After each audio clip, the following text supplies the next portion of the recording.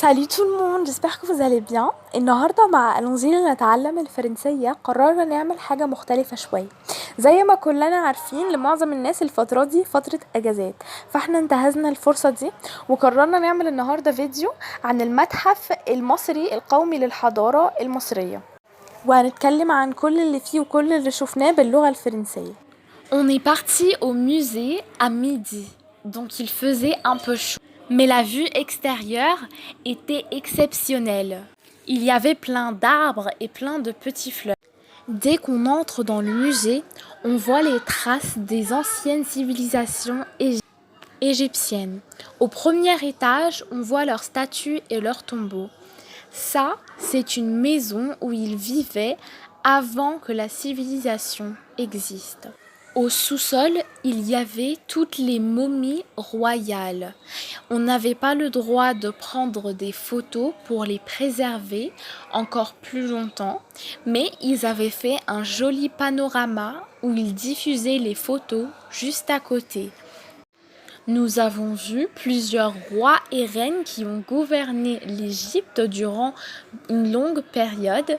Ils avaient écrit toute leur histoire à côté de la momie elle-même. C'était très impressionnant de voir les momies aussi bien préservées, disant que parfois ils venaient de plus de 5000 ans auparavant. Il y avait même des momies qui avaient encore leurs cheveux et on voyait leur beauté et leurs dents. Ça, c'est les produits de beauté qu'utilisaient les anciens Égyptiens.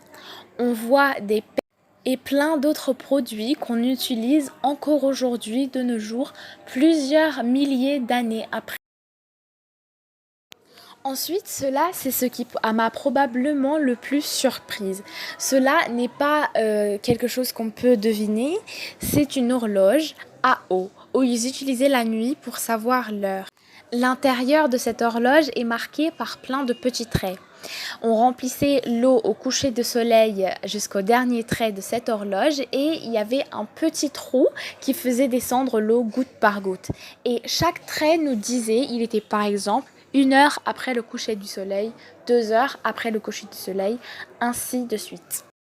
Et celle-là aussi est une horloge, mais celle-là c'est une horloge de jour où on utilisait l'ombre et le soleil pour nous dire il était quelle heure par les traits et les escaliers. Quand il était par un certain escalier, l'ombre il était dans un certain escalier, on voyait qu'il était une certaine heure, 1 heure après le lever du soleil, etc. Ensuite, il y a aussi la partie islamique du musée qui était de l'autre côté. Il y avait par exemple des vases islamiques ou même des petites structures de maisons islamiques qui étaient très présentes dans les temps où l'islam régnait dans le pays. Ceci était une sorte de tente qui se faisait porter par un chameau dans les années 1800 et 1900 où l'Égypte produisait la couture de la maison du dieu des musulmans, où donc elle se faisait transporter de l'Égypte jusqu'en Arabie Saoudite par cette tente sur un chameau. Il y avait aussi ces petites lampes qui étaient très à la mode à l'époque, où on voit vraiment la structure et l'architecture du temps islamique. Ensuite, à la sortie du musée, voici les fleurs et les arbres dont je vous parlais de tout à l'heure.